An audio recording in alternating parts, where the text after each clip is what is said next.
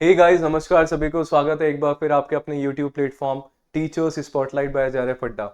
बहुत ही जो है इम्पोर्टेंट जो है आज का अपना सेशन होने वाला है, क्योंकि आज अपन डिस्कस करने वाले हैं एक बहुत ही जो सबके मन में ये होता है कि सर हम लोग तो वर्किंग पर्सन्स हैं। हम लोग काम भी करते हैं, 7 से 8 घंटे जो है हमारा ड्यूटी आवर्स भी होते हैं, है ना। और उसके बाद हम समय कैसे निकालें, या उसके बाद की हमारी क्या स्ट्रैटेजी होनी चाहिए कि सो दैट हम जो है हमारा टीजीटी पीजीटी एग्जाम, कोई भी एक सरकारी नौकरी तो एटलीस्ट हम ले ही लें। तो बिल्कुल वही टॉपिक पे बात करने वाले हैं। साथ में मेरे कुछ भी पर्सनल जो एक्सपीरियंस है वो आपसे मैं शेयर करूंगा, जो भी 2-4 साल का मेरे पास आप सभी के आशीर्वाद से जो एक्सपीरियंस है। मैं भी खुद वर्किंग हूँ। मैं कैसे समय निकालता हूँ अपनी स्टडीज़ का, अपने लिए पढ़ाई करने का, वो सारी चीज़ें अपन करने वाले हैं आज के अपने सेशन में डिस्कस। सबसे पहले तो सर, चैनल पे अगर फर्स्ट टाइम आए हैं तो लाइक सब्सक्राइब शेयर जरूर करना है।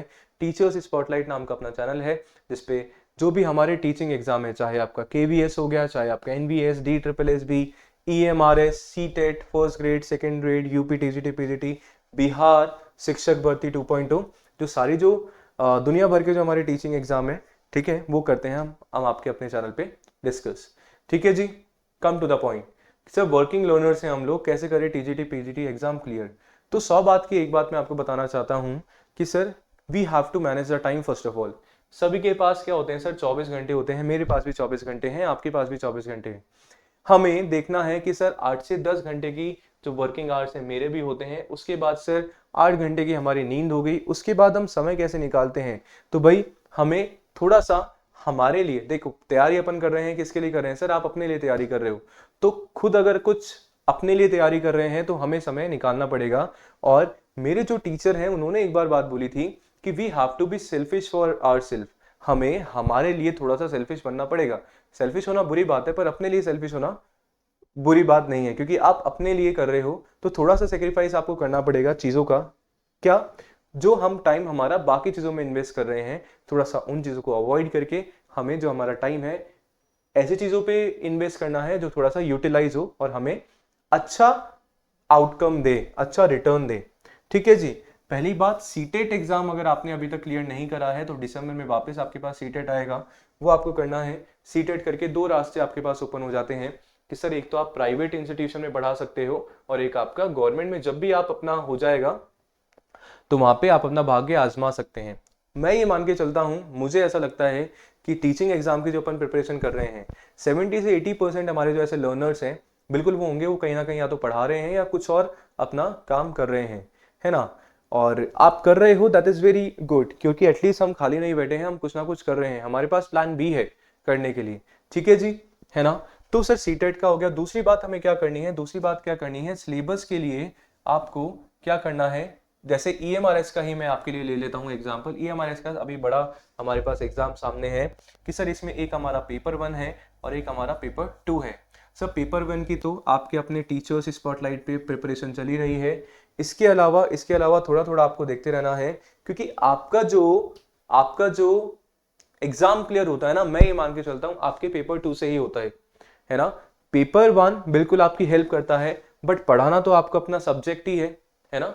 पढ़ाना तो आपका अपना सब्जेक्ट है। फॉर एग्जाम्पल कॉमर्स की बात करूं तो पढ़ाना तो मुझे स्कूल में कॉमर्स ही है, ना कि मुझे जीके पढ़ाना है, जीएस पढ़ाना है। तो बिल्कुल बस ये क्राइटेरिया बना रखा है कि हाँ ठीक है, कुछ हमें जनरल एप्टीट्यूड भी हमारे पास होना चाहिए करने के लिए। बिल्कुल। तो थोड़ा सा फोकस आपको इसलिए इस पे देना है। इसके लिए सर एनसीईआरटी से बेस्ट आपका कुछ हो नहीं सकता है, आपकी बुक। तो बिल्कुल एनसीईआरटी पे आप जा सकते हैं। पेपर 1 का आपके अपने चैनल पे चल ही रहा है। बात करें कि सर कैसे अपन टाइम मैनेज करें, सिलेबस भी कंप्लीट थोड़ा थोड़ा पढ़ते रहो। आपको केवल दिन के 2 से 4 घंटे आपको निकालने हैं, है ना। केवल 2 से 4 घंटे, 2 to 4 आवर्स आपको निकालने हैं अपने लिए, अपने सब्जेक्ट के लिए, अपनी प्रिपरेशन के लिए। उसके बाद सर वो भी नहीं होता है तो आपके बहुत सारे एग्जाम होते हैं टीचिंग से रिलेटेड, चाहे आपका सर केवीएस एग्जाम हो गया, चाहे आपका एनबीएस एग्जाम हो गया, चाहे आपका डी ट्रिपल एस बी के एग्जाम हो गया, या जो भी आपका टीजीटी पीजीटी के एग्जाम है। सबसे पहले क्या करना है, अगर अभी तक प्रिपरेशन स्टार्ट नहीं करी है तो इनके प्रीवियस ईयर क्वेश्चंस देखो। प्रीवियस ईयर पेपर आपको नेट पे मिल जाएगा, निकालो और देखो कि क्या क्या है, कौन कौन सा एरिया है, किस एरिया से क्वेश्चन बन रहे हैं, और वहीं से अपना प्रैक्टिस करना स्टार्ट कर दो।